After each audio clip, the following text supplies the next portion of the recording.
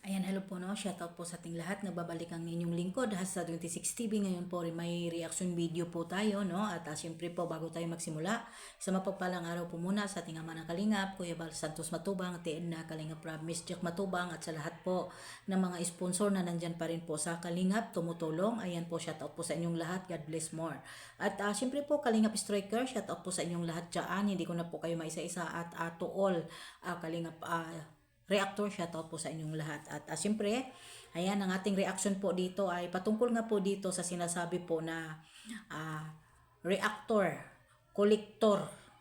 Ayan, vlogger, reactor, collector. Hindi na pwede yan makapasok dito sa Kalingap, no? Kapag nag-i-sponsor po tayo ay sponsor lang po. Yan.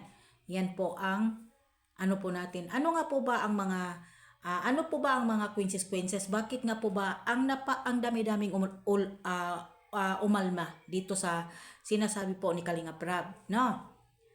Una sa lahat, huwag ninyong aminin at huwag po ninyo angkinin at huwag po ninyo bilihin yun pong hindi po sa inyo naka-address yung pangalan. Pangalawa, bakit po ninyo kailangan sisihin at ipamuka si Kalingap Rob na walang utang na loob? Pangatlo, bakit kailangan po ninyo tumulong kayo tapos pipiliin po ninyo yung mga beneficiary na trending? Nagtatanong lang. Una, Jumcar Iten, nagtrending dahil sa issue at katuksikan, toksik at daming nadamay. Nagalit si Kalingap Rob, pero hindi po nila lahat ni Kalingap Rob. Hindi po ba? Pero, saan nga po ba nagmula ang pinakamaraming bashing po kay Kalingap Rob? Hindi po ba dito sa Jumcar? That time. Diba? Binabaliwala po ni Kalingap Rob yung issue dati. Pero, noong nalaman po niya, siguro, alam na po siguro niya yung lumalabas po ng mga screenshot na lumalabas na siya po pala yung pulutan at pinag-uusapan doon po mismo sa GC. Pangalawa, Mikre supporters.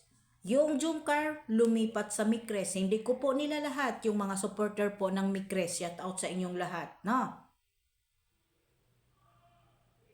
Bakit nga po ba magkakaroon ng issue? Kasi nga po, wala naman po talagang nagsabi na gamitin yung trending, no? Para mag-suporta ka. Ngayon naman po, ayun pong mga sponsor po sa Jumcar ay nandito po sa Mikres. Diba? Like na lang po dito sa sponsor na po ito na pinanumbat at nilait si Kalingap Rob na hindi daw po makakagawa ng bahay kung wala sponsor. Excuse me. 3 magkakapatid at marami pa po, no, na nagpapatayo po si Kalingap Rob ng pabahay na hindi umaasa sa sponsor. Dahil ito po, hindi po si Kalingap Rob nanghihingi kung hindi po siya po ay tinatawagan or nakipag-contact yung mga sponsor para tumulong sa mga beneficiary ng Kalingap. Hindi ba? Yan po ay kung gusto po ninyong tumulong ay hindi po ninyo kailangan na i-vlog po ninyo yung taong tinutulungan ninyo. Katulad na lang po dito sa mga umalis na mga sponsor. Katulad na lang po sa mga umalis na sponsor. Gusto nila pahalagahan sila, gusto nila priority sila, gusto nila bigyan sila ng halaga. Lagi silang i-shout out, lagi silang papansinin. Yan po yung gusto nila. Diba? Kapag nareaksyonan ng mga reactor, kailangan po silang kampihan. Bakit po ba bawat po ba content ng inyong channel, pinapaalam po ba ninyo kay Kalingap Rob at kay Kuya Bal para kayo ay kampihan? Hindi po ba? Wala. Buka lang kayo ng buka ng bibig ninyo tapos mga kalaban naman po at nagbubulgar po sa inyo ay yung pong mga kasamahan po ninyo sa inyong grupo at sa inyong mga GC. Hindi ba? Yung basher po ng Jumcar ay nandito po sa Mikre supporter, lumipat sila dahil iniwan po. Ngayon po, anong nangyayari? Iniwan po nila yung Jumcar. At nandito po sila ngayon sa Mikres, lalong-lalo na po dito yung Team USA by ito. Nandoon po sa Mikres, laging nasa-shoutout po ni Mikoy. Wala tayong problema doon. Pero sana, inisip mo sana na bago kayo mag-sponsor, hindi ninyo kailangan ipagkukumpara yung mga binigay ninyo. At bakit nga po ba nakapagsabi si Kalingap Rab about po dito na hindi na pwede ang vlogger, reactor o kolektor? Hindi ba? Kasi nga po, namimihasa gamit ang loob ng Kalingap na community para mangulek ng pera sa iba itulong. Hindi po ba? Nag-o-online solicit sa kanilang mga live. Hindi na nga nahiya eh.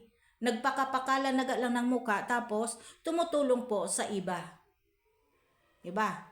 Hindi na po nila hindi na po nila ginagrab yung Kalingap. Ibig sabihin, sarili nilang interes, yung gusto nila na makilala po sila bilang isang charity na tumutulong po doon. Gamit ang mga beneficiary, pagkatapos po, sasabihin po nila na walang kwenta na po ang Kalingap, si ganito, si ganito. Saan po ba nagmula? Diba? Kaya wag ninyong sirain si Kalingap Rab at agree po ako sa sinasabi ni Kalingap Rab. Doon po na hindi na pwede reactor, vlogger, kolektor. At baka nga sa susunod po, mayroon na po talaga dito na matinik na matimbang at pinakamalupit na rules dito na masusunod natin. Diba? Hantayin lang po natin, baka nga kako magiging katulad na po sila kay Pugong Biyahero at kay Tatay Tikram. Kaya maghanda-handa na po mga antay-kalingap. Ingat-ingat po ng konti. No? Hahantayin po natin ang panibagong roles, no? Ayan, hanggang dito na lang po. Maraming salamat po sa lahat ng mga supporters po ng Kalingap. At syempre po, supporters po ng Mikri, supporters ng IDC, supporters po ng Radiel, at syempre po Jomcar. At sa lahat pa po, shoutout po sa inyong lahat and God bless po.